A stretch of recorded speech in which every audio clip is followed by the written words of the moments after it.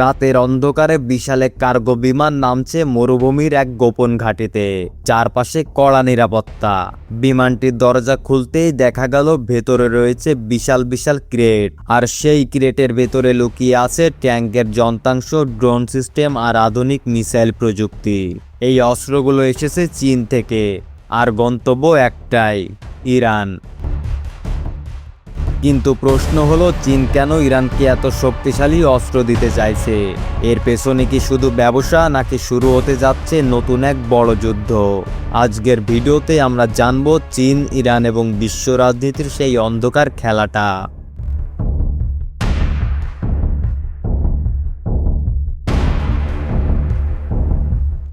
মধ্যপ্রাচ্যের মানচিত্রে যদি আপনি তাকান, একটি দেশ খুব দ্রুত চোখে পড়বে। সেই দেশটি হলো ইরান। এই দেশটির কাছে রয়েছে বিশাল তেলের ভান্ডার, গুরুত্বপূর্ণ সমুদ্রপথ এবং শক্তিশালী সামরিক বাহিনী। বিশ্বের অনেক শক্তিশালী দেশ বছরের পর বছর ধরে ইরানের শক্তি কমিয়ে রাখতে চেষ্টা করছে, কারণ যদি ইরান আরও শক্তিশালী হয়ে ওঠে তাহলে পুরো মধ্যপ্রাচ্যের শক্তি ভারসাম্য বদলে যেতে পারে। কিন্তু ঠিক এই সময়ে ইরানের পাশে দাঁড়াতে শুরু করেছে আরেক শক্তিশালী দেশ, চীন। চীন অনেক বছর ধরে একটি বড় পরিকল্পনা নিয়ে এগোচ্ছে। তাদের লক্ষ্য বিশ্ব রাজনীতিতে নিজেদের প্রভাব আরও বাড়ানো। আর সেই লক্ষ্য পূরণ করতে চীন বিভিন্ন দেশের সাথে সামরিক ও অর্থনৈতিক সম্পর্ক তৈরি করছে। ইরান সেই পরিকল্পনার একটি গুরুত্বপূর্ণ অংশ।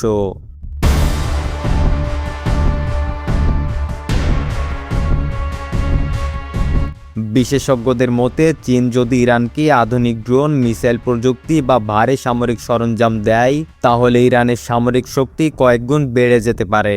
আর তখন মধ্যপ্রাচ্যের পরিস্থিতি একেবারে বদলে যেতে পারে। বিশ্ব রাজনীতিতে দীর্ঘদিন ধরে মধ্যপ্রাচ্যে বড় প্রভাব রয়েছে যুক্তরাষ্ট্র ও তার মিত্রদের। কিন্তু যদি চীন সরাসরি ইরানের সামরিক শক্তি বাড়াতে শুরু করে, তাহলে সেটা শুধু একটি দেশের শক্তি বাড়ানো নয়, বরং বিশ্ব রাজনীতিতে শক্তির নতুন ভারসাম্য তৈরি করা। এতে করে মধ্যপ্রাচ্যে শুরু হতে পারে নতুন উত্তেজনা। ইতিমধ্যেই অনেক বিশ্লেষক বলছেন, এই পরিস্থিতি যদি নিয়ন্ত্রণের বাইরে চলে যায় তাহলে বড় ধরনের সংঘর্ষ শুরু হতে পারে। আধুনিক যুদ্ধের ভয়ঙ্কর বাস্তবতা, আজকের যুদ্ধ আর আগের মতো নয়। আগে যুদ্ধ মানে ছিল সামনাসামনি সৈন্যদের লড়াই,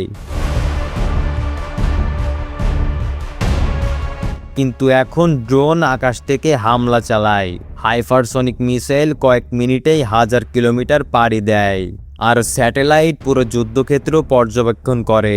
যদি বড় শক্তিগুলো সরাসরি জড়িয়ে পড়ে, তাহলে সেই যুদ্ধ শুধু একটি অঞ্চলে সীমাবদ্ধ থাকবে না, তার প্রভাব পড়বে পুরো পৃথিবীতে। বিশ্ব রাজনীতি এখন এমন এক সময়ে দাঁড়িয়ে আছে যেখানে ছোট একটি সিদ্ধান্ত বড় সংঘর্ষের কারণ হতে পারে। যদি চীন সত্যি ইরানকে আরো শক্তিশালী অস্ত্র দিতে থাকে, তাহলে মধ্যপ্রাচ্যের উত্তেজনা আরও বাড়তে পারে। আর ইতিহাস আমাদের একটা বিষয় শিখিয়েছে, অনেক বড় যুদ্ধ শুরু হয় এমন ছোট ছোট রাজনৈতিক সিদ্ধান্ত থেকেই। তাই প্রশ্নটা এখনো রয়ে গেছে, চীন কি সত্যি ইরানকে বিশাল সামরিক শক্তি দিয়ে শক্তিশালী করছে, নাকি এটি শুধু বিশ্ব রাজনীতির আরেকটি কৌশল? আর যদি এই দুই শক্তির জোট আরো শক্তিশালী হয়ে ওঠে, তাহলে ভবিষ্যতে পৃথিবী কেমন হতে পারে?